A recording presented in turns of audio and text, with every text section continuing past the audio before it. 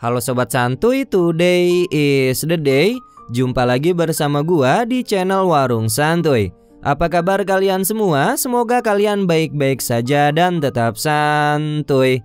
Pada video kali ini gua akan membahas alur cerita film yang berjudul Tragedi Girls yang dirilis pada tahun 2017.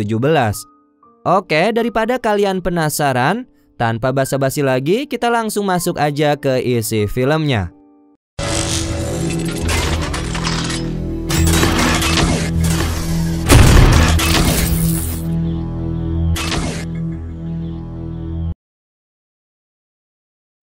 Film dimulai pada suatu malam di daerah Mississippi, yang dimana terlihat satu pasangan muda-mudi yang bernama Craig dan Sadie.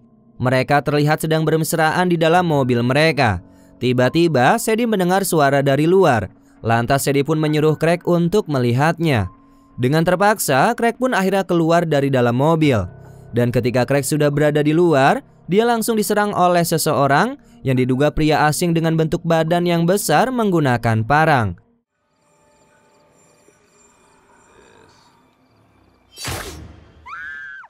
Sadie pun lantas melarikan diri dan terus berteriak. Si pembunuh brutal itu terus mengejar Sadie. Dan tidak lama kemudian, si pembunuh itu jatuh karena tersandung sebuah tali. Usut punya usut, ternyata tali itu adalah sebuah jebakan yang telah dibuat sebelumnya oleh Sadie dan temannya yang bernama Kayla. Sementara itu, Craig sendiri dijadikan sebagai umpan oleh kekasihnya sendiri. Setelah berhasil menjebak pria pembunuh, kedua gadis itu langsung membawanya ke suatu ruangan yang dimana mereka mulai mengeksekusi pria itu dengan cara brutal. Tapi sebelum itu, mereka melakukannya dengan cara perlahan, mulai dari mengikatnya, menginterogasinya, yang kemudian direkam juga oleh kedua wanita itu. Di sini kita mengetahui bahwa nama pria pembunuh itu adalah Lowell. Ternyata kedua gadis itu memang sudah mengikuti Lowell sejak lama, dan mereka juga mengatakan bahwa mereka sedang menjalankan sebuah blog tentang pembunuhan brutal yang mereka sebut dengan tragedi. Tujuan mereka menangkap Lowell karena mereka ingin Lowell berbagi pengetahuan dan keterampilan dengan mereka, sehingga mereka dapat membuat hal-hal gila untuk membuat konten mereka. Lowell yang marah pun menolak untuk bekerja sama dengan mereka, dan pada akhirnya Lowell pun dikurung di sebuah ruangan gelap. Singkat cerita, kita bisa melihat bahwa Craig terbaring lemah dengan keadaan sekarat, yang dimana tubuhnya bersimbah darah. Dirinya meraung kesakitan, tetapi Sadie dengan teganya membunuh kekasihnya itu dengan cara membekapnya sampai nafasnya habis. Kemudian adegan ekstrim selanjutnya mereka lakukan. Dengan luas dan brutal, kedua gadis itu mencincang setiap bagian anggota tubuhnya Craig, seperti sedang mengolah daging sapi yang baru dikurbankan. Selanjutnya mereka menulis keterangan di blog mereka.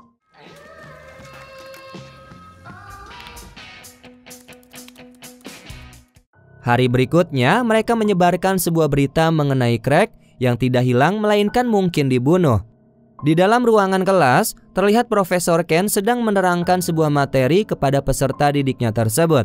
Tapi ternyata dia telah mengundang seorang sheriff untuk menjelaskan mengenai Craig yang menghilang begitu saja. Dan diduga kemungkinan besar Craig melarikan diri dari rumahnya. Kemudian kedua gadis psikopat itu terlihat mereka sedang berdebat mengenai hilangnya Craig, yang dimana terlihat ketidakpedulian para siswa dan ketidakmampuan seorang sheriff dalam menangani kasus orang hilang.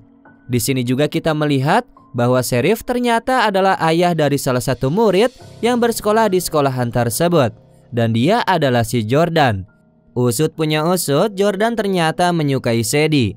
Mengetahui hal tersebut, Sadie pun memanfaatkan Jordan untuk mengerjakan pengeditan video Sadie dan Kayla.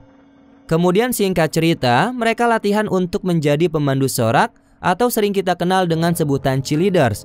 Tidak sengaja di sana, mereka melihat sosok pria tampan bernama Toby. Toby sendiri ternyata merupakan mantan kekasihnya Kayla. Sejauh ini, Toby merupakan seorang influencer yang populer dengan memiliki banyak pengikut hanya karena dia good looking. Toby pun terlihat akrab dan ramah kepada Kayla. Akan tetapi, Sadie sepertinya tidak menyukai hal tersebut. Dengan tatapan dingin, Sadie seperti sedang berpikir untuk merencanakan sesuatu kepada Toby. Yang jelas sudah pasti merencanakan kematiannya Toby. Di hari-hari berikutnya, terlihat mereka sedang menyusun sebuah rencana untuk membunuh Toby. Pertama, mereka mulai memasang beberapa jebakan untuk menangkap Toby. Mulai dari meletakkan paku di tengah jalan, yang dimana Toby biasanya mengendarai sepeda motornya untuk melintas di jalan itu. Lalu malam harinya, aksi penjebakan pun dimulai, yang dimana Kayla sengaja mengikuti Toby dari arah belakang menggunakan mobil yang membuat Toby ketakutan. Akhirnya, karena Toby panik dan ketakutan, dia pun menjadi tidak fokus. Alhasil Toby oleng dan tidak memperhatikan jalan ke depan.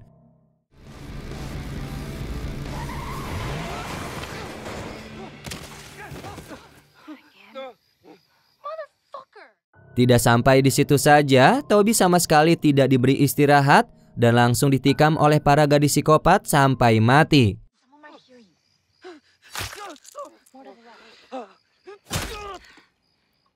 Keesokan paginya, mereka terlihat bersiap untuk memberikan statement dalam sesi wawancara di sebuah berita.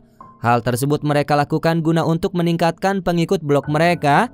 Akan tetapi sayangnya mereka ditolak oleh pihak wartawan.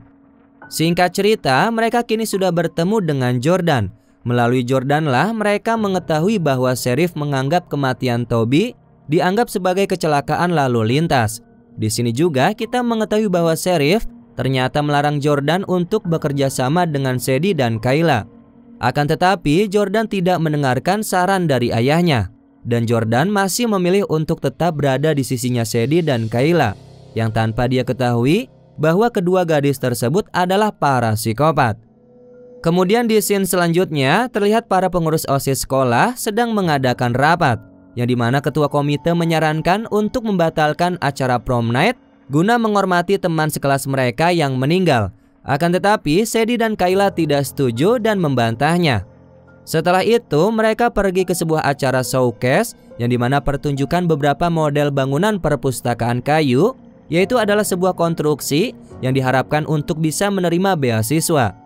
Tapi dengan teganya, kedua gadis psikopat itu justru malah menghancurkan bangunan miniaturnya, dan mereka mengakhiri karir si pembuat karya itu dengan cara brutal.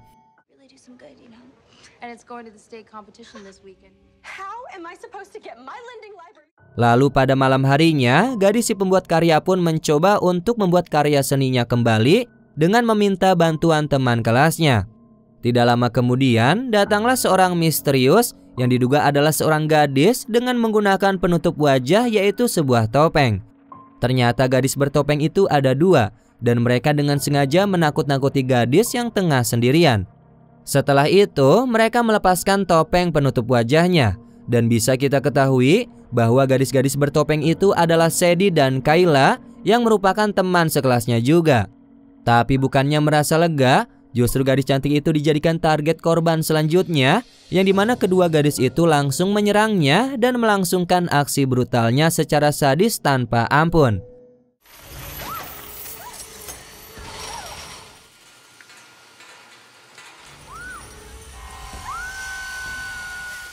Setelah berhasil mengeksekusi, mereka pun langsung membuat rekayasa yang bisa dianggap itu semua adalah suatu kejadian kecelakaan. Dan pada saat kedua gadis itu sedang memotong-motong tubuh temannya tersebut, terlihat seorang petugas kebersihan masuk ke dalam ruangan itu.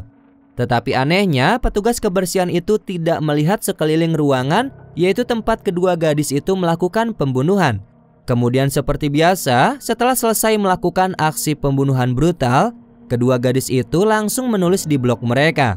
Dan kali ini mereka menuliskan nama Lowell di blog mereka, yang ternyata hal tersebut membuat mereka sangat populer di seluruh penjuru kota. Bahkan reporter sebelumnya yang sudah menolak mereka pun kini justru malah bertanya untuk sebuah wawancara. Tidak lama kemudian, Jordan pun mendekati Kayla, dan dia tidak sengaja memperhatikan sepatu ketsnya Kayla yang terdapat noda bercak darah, tetapi Kayla langsung menutupinya.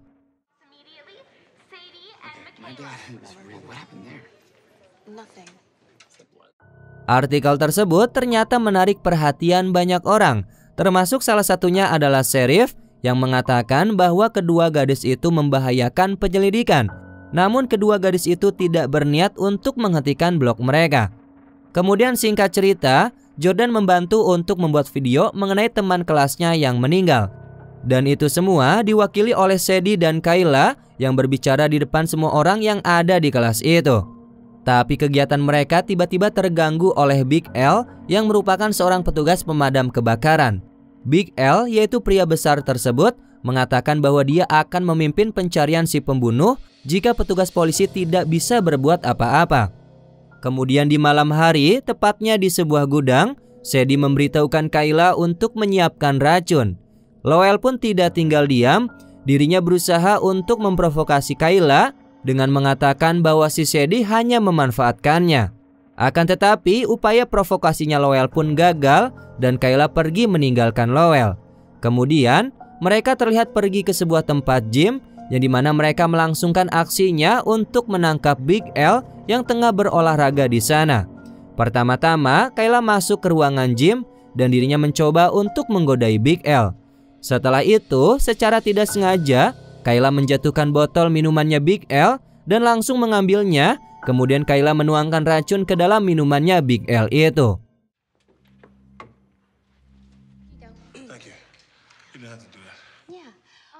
Sementara itu di sisi lain, terlihat Jordan pergi ke kantor polisi dan di sini Jordan menyimpulkan bahwa pembunuhan baru-baru ini mungkin ada kaitannya dengan ibunya. Dan ketika Jordan ditinggal sendirian, dirinya pun langsung memasukkan flash disknya ke dalam komputer yang ada di kantor polisi itu. Kemudian Jordan pun mengirimkan pesan kepada Sadie yang berisikan bahwa dia akan melakukannya. Sadie pun diminta untuk datang guna berbicara dengannya. Tapi di sisi lain, Sadie harus terlebih dahulu menyelesaikan aksi pembunuhan Big L. Dirinya harus membantu Kayla yang sedikit kewalahan melawan Big L. Sadie pun kemudian langsung menyerang Big L pada saat Big L masih sadar. Tetapi semua itu tidak mudah dan Sadie pun kesusahan karena tenaganya tidak sebanding dengan tenaga Big L. Sadie yang dicekik oleh Big L sudah tidak bisa berbuat apa-apa lagi. Tapi Kayla menyelamatkan Sadie dengan menyerang Big L menggunakan pisau yang langsung ditikamnya ke arah dadanya Big L.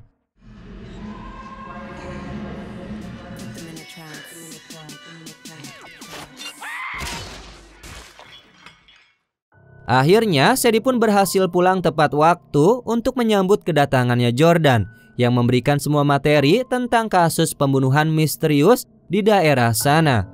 Di sini, Jordan pun berjanji untuk membantunya dalam penyelidikan independen mereka. Kemudian hari berikutnya, terdengar sebuah berita mengenai pembunuhan Big L yang menyebar ke seluruh kota dan sekolah pun menjadi diliburkan. Orang-orang menjadi ketakutan dan menuntut penjelasan dari sheriff. Banyak orang-orang yang pergi ke balai kota yang dimana sheriff memberikan sebuah pidato kepada masyarakat dan meminta kepada masyarakat untuk tetap tenang. Terlihat di sana juga ada Sadie dan Kayla yang disusul oleh kedatangannya Jordan. Aksi gila pun dimulai oleh Kayla yang menyebarkan foto kepala Big L yang hancur dan hal itu membuat semua orang ketakutan dan menjadi ricuh karena protes atas kasus pembunuhan yang menyebabkan kematian Big L. Mereka terus berteriak dengan slogan, "Kita mengingat Big L." Mungkin sebagai untuk kepedulian atas tewasnya Big L. Itu semua karena ketidakmampuan pihak kepolisian dalam menangani kasus pembunuhan yang terjadi beberapa belakangan ini di daerah kota mereka. Bahkan keadaan semakin ricuh ketika sang wali kota justru ikut memimpin memprotes pihak kepolisian dan bukannya membantu untuk memberikan pengarahan agar masyarakat tenang. Sampai para warga pun bersiap untuk berbaris guna berdemonstrasi. Sementara itu di sisi lain, Lowell berusaha membebaskan diri dan melarikan diri. Dan kita kembali lagi dengan kerumunan warga yang sedang melakukan aksi demonstrasi. Yang dimana mereka dikejutkan dengan hal gila, yaitu mereka melihat sang wali kota kini sudah tewas dengan cara mengenaskan, yaitu tubuhnya digantung tertusuk di tiang jalan. Hal itu membuat kedua gadis psikopat menjadi ketakutan dan mereka baru menyadari ternyata Lowell sudah berhasil melarikan diri dari sekapan mereka. Dan kini Lowell datang untuk membalaskan dendamnya guna membunuh kedua gadis itu.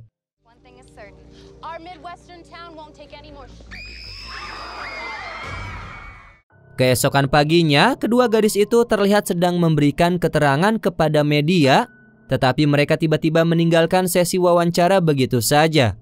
Karena ternyata mereka sekarang sedang menjadi incaran Lowell yang secara diam-diam sedang memperhatikannya dari jarak dekat dengan memberikan foto mereka yang tengah diwawancara oleh wartawan. Akhirnya mereka berdua pun merasa dalam keadaan bahaya dan memberikan semua rincian tentang Lowell kepada Sheriff. Kemudian Sheriff pun mencoba untuk membuat bentuk sketsa wajahnya Lowell. Kemudian di scene selanjutnya kita dibawa ke ruangan kelas yang dimana kedua gadis itu kini mulai mendapatkan banyak like di media sosialnya. Dan hal itu membuat mereka menjadi tidak fokus terhadap pelajaran karena tidak memperhatikan gurunya ketika menerangkan, melainkan perhatiannya hanya kepada handphone saja. Ibu Ken pun yang merasa bahwa kedua muridnya itu tidak memperhatikannya pun langsung memerintahkan mereka untuk mematikan handphonenya. Karena kesal, Ibu Ken tidak sengaja menegurnya dengan kata-kata terkesan mencaci maki. Karena kesal, Ibu Ken juga mengatakan bahwa kedua gadis itu memiliki sifat negatif karena mereka mengeksploitasi pembunuhan untuk mengembangkan blog mereka itu. Kemudian Sadie dan Kayla pergi meninggalkan kelas dan tidak mau mengikuti pelajaran Ibu Ken. Yang kemudian mereka bertemu dengan Jordan yang mengatakan bahwa dia tidak bisa bekerja sama lagi karena Jordan ingin membantu ayahnya. Kayla pun menjadi kesal dan mengatai keluarga Jordan yang tidak baik. Karena kesal, Kayla memilih untuk pergi, tetapi di sini Jordan berhasil mencuri handphone miliknya Kayla. Di sisi lain, Sadie hanya terdiam dan tidak bisa marah kepada Jordan karena Jordan sejauh ini sudah sangat membantunya dalam melakukan investigasi dan mencuri data-data polisi mengenai beberapa kasus pembunuhan yang dilakukan oleh dirinya sendiri bersama dengan Kayla. Kemudian pada malam hari, Kayla dan Sadie mengalami perdebatan karena Kayla mengatakan bahwa mereka harus membunuh Jordan, tetapi Sadie keberatan. Tapi menurut Kayla bahwa Jordan sudah tahu terlalu banyak dan Kayla menaruh curiga kepadanya. Kemudian Kayla juga baru menyadari bahwa handphonenya telah hilang. Dan Kayla pun langsung menyalahkan Jordan atas handphonenya yang hilang. Akhirnya Sadie pun mengatakan bahwa mereka harus membunuh Jordan, tetapi dirinya sendiri yang akan melakukannya. Sementara itu di sisi lain, Jordan terlihat tengah makan malam bersama dengan ayahnya. Kemudian setelah selesai acara makan malam, Jordan tiba-tiba mendapatkan sebuah pesan dari Sadie. Sadie memberitahukan Jordan bahwa dirinya kini tengah berada di depan rumahnya, lebih tepatnya di pintu rumahnya. Jordan pun seketika langsung mengajak Sadie untuk masuk ke dalam kamarnya. Sementara itu Kayla sendiri mendengarkan semua percakapan mereka melalui mikrofon dan dirinya kini tengah berada di dalam mobil. Kemudian mereka terlihat sedang berbincang-bincang dan Sadie pun terlihat bersiap-siap untuk mengambil pisau belatinya. Tetapi Jordan terlebih dahulu bercerita mengenai Kayla yang dia juga ada kaitannya dengan kematian ibunya itu. Sementara itu Kayla sendiri menjadi sangat kesal dan sudah tidak sabar untuk Sadie membunuh Jordan. Kemudian setelah selesai berbicara mengenai Kayla, Jordan pun langsung mengutarakan semua aspek positif atau baik yang ada pada dirinya Sadie. Tidak hanya itu, di sini juga Jordan mengakui bahwa dirinya mencintai Sadie. Akhirnya mereka berdua kissing di dalam kamar dengan penuh semangat. Tidak lama kemudian terdengar suara seseorang mengetuk pintu kamarnya dan dengan segera Jordan langsung membuka pintu kamarnya itu. Kemudian terlihat sosok misterius dengan tubuh besar dan bagian wajahnya ditutupi oleh topeng yang langsung menyerang Jordan menggunakan parang.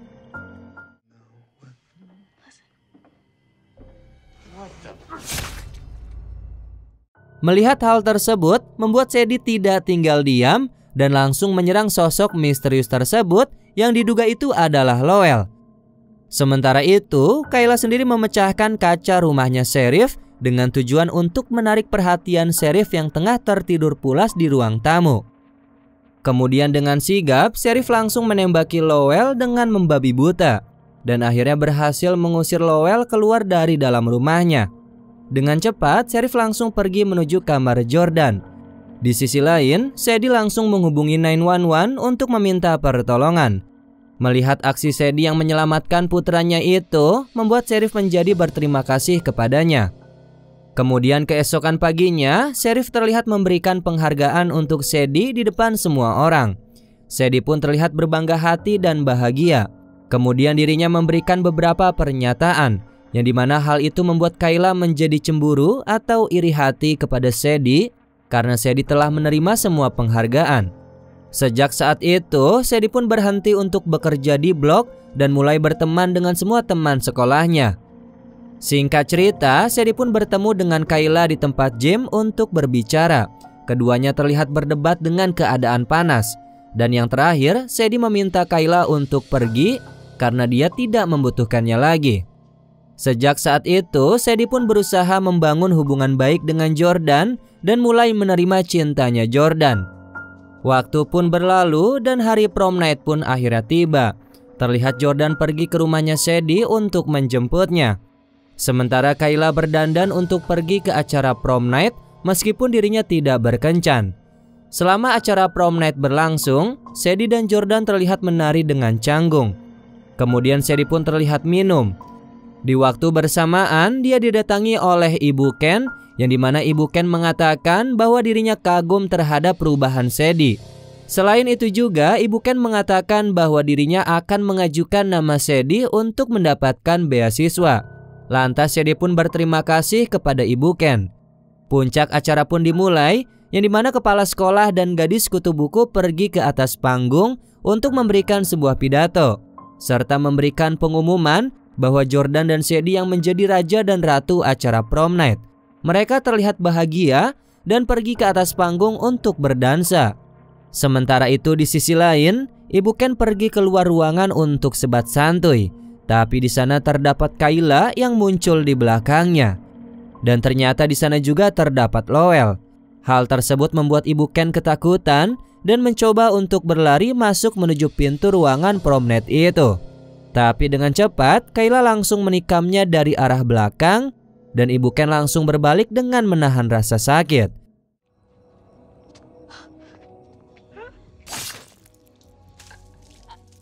Setelah selesai mengeksekusi, Kayla pun terlihat kini sudah berada di dalam ruangan. Sadie pun secara diam-diam memperhatikan gerak-gerik Kayla di tengah kerumunan. Tidak lama kemudian, Sadie pergi mengikuti Kayla dan sampailah Sadie di ruangan gelap. Sadie pun di sana menemukan Kayla yang menggunakan topeng. Tanpa disadari oleh Sadie, Jordan pun ternyata sedari tadi sudah mengikutinya dan sengaja mendengar percakapan mereka. Yang dimana Kayla mengingatkan Sadie tentang bagaimana mereka membunuh ibunya Jordan ketika mereka masih anak-anak. Tidak lama kemudian, Lowell juga muncul dan mereka berdua mengelilingi Sadie. Dan pada saat itu, Jordan menjatuhkan rak lemari yang tepat menimpa badannya Lowell. Jordan pun dengan cepat menarik lengannya Sadie untuk segera melarikan diri. Tetapi dalam perjalanan menaiki tangga, mereka terjebak oleh Lowell dan Kayla. Tetapi bukan menyerang mereka, justru Lowell menghadap ke arah Kayla, yang dimana hal itu membuat Kayla menyerang balik Lowell dan menembaknya menggunakan pistol sampai tewas.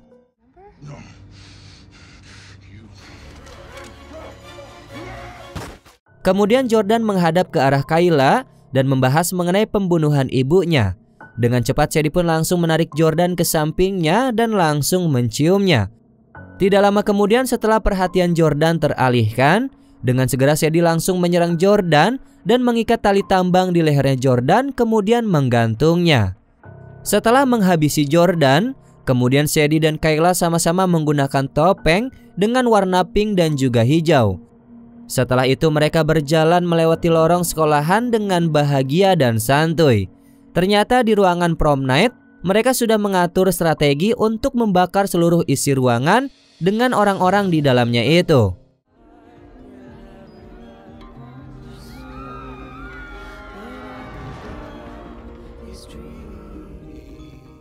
Setelahnya, mereka terlihat duduk di luar dan menikmati momen mereka saat pemadam kebakaran tiba.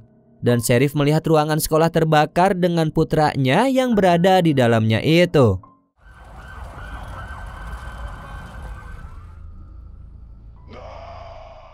Kemudian di akhir film kita bisa melihat bahwa kedua gadis psikopat itu menjalani hidup yang bahagia dengan keluarganya masing-masing, tanpa mereka mendapatkan karma atau balasan atas perbuatan mereka yang telah dilakukan.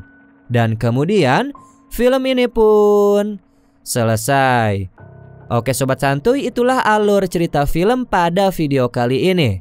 Ya, bagaimana menurut kalian tentang film ini? Tulis pendapat kalian di kolom komentar ya. Mungkin itu saja penjelasan dari gua. Mohon maaf apabila ada kesalahan kata maupun isi video. Warung Santuy pamit.